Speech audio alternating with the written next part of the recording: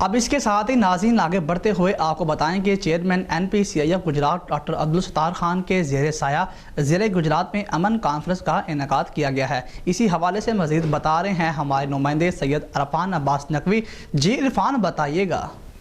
جی بالکل، chairman Gujarat NPCIF doctor Abdul Sattar Khan کے زیر سایہ ضلع گجرات میں امن کانفرنس کا انعقاد کیا گیا، جس میں chairman city Gujrat Sameer Gorsi, chairman علماء ونگ گجرات صوفی ارشد، سینئر رہنما مسلم لیگ نون حاجی تبارک گورسی اور باقی ضلع گجرات کے ممبران کی شمولیت۔ ضلع گجرات میں امن امان برقرار رکھنے کے لیے اہم گفتگو ہوئی۔